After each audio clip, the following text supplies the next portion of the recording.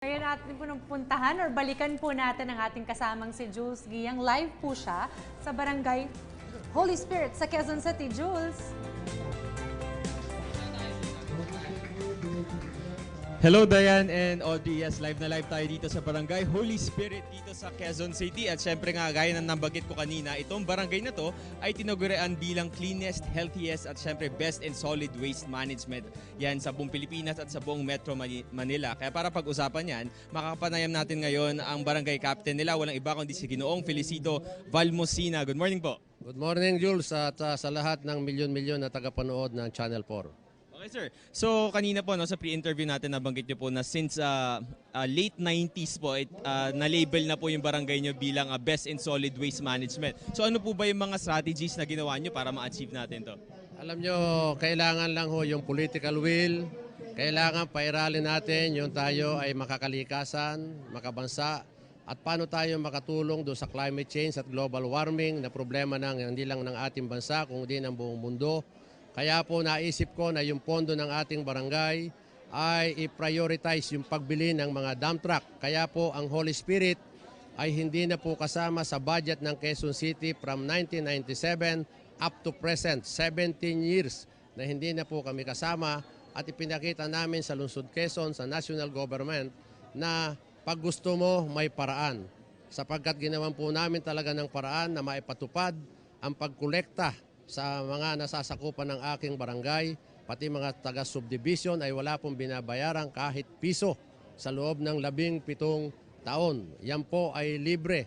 Kaya nakikita rin po ng mga taga-subdivision na yung pera ng barangay ay nakikinabang sila sa serbisyo. Okay. Sir, kanina nabanggit niyo yung tungkol sa climate change, no? Karaniwan po kasi ang inaisip nila pag climate change masyadong malaki, pero kayo po may nagawa kayong konkreto agad na proyekto pagdating dito sa climate change. So, ngayon po tuloy-tuloy pa rin po yung administration niyo dito. Ano po ba yung mga hamon na napapagtagumpayan niyo para syempre mas mapaintindi sa mga kasamahan niyo dito sa barangay na kailangan makiisa sila sa programa niyo? Tama, yung pong climate change at global warming ay problema talaga dahil abnormal ang init, abnormal ang lamig, abnormal ang bagyo, abnormal ang lindol.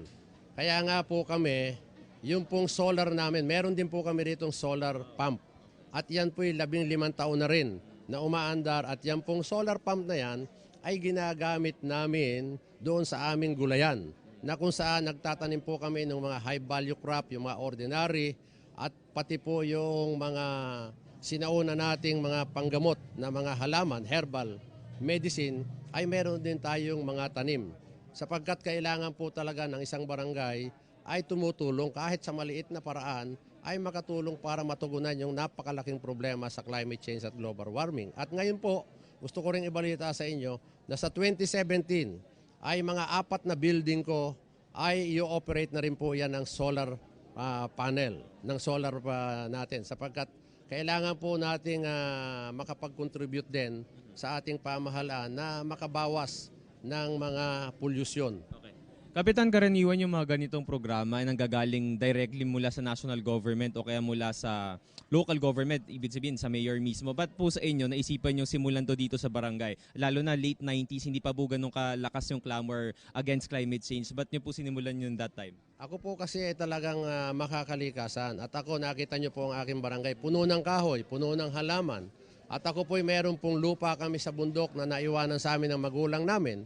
Alam niyo po bang nakapagtanim ako doon ng 200,000 na puno ng mahogany, puro kahoy, sapagkat iyon po'y bundok, mga batuhan, pero naipataniman ko po yan ng unti-unti sapagkat tayo nga po'y makakalikasan. Kailangan po talaga rito ay magtulungan tayo sa pagtatanim ng mga puno sa ating kabundukan sapagkat napakahalaga po na mabuhay po muli ang ating mga daluyan ng tubig.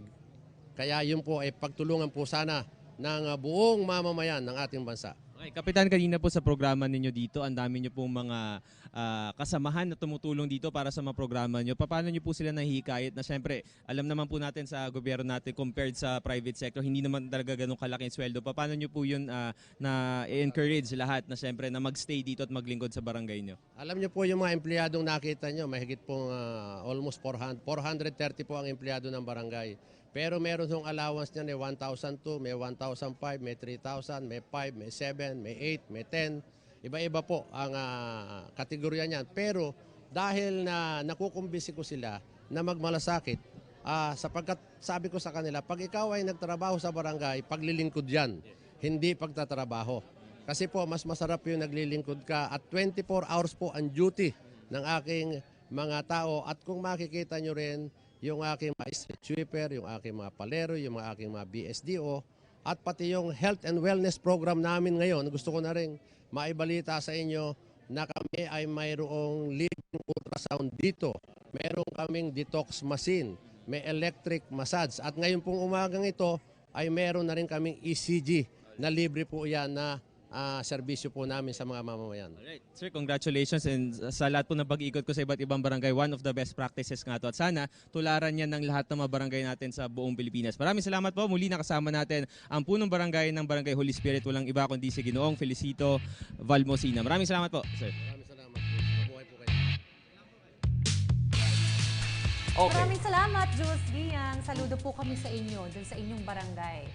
Hi, ako si Ria Fernandez. Mag-subscribe na sa PTV YouTube channel. I-click lang ang subscribe button.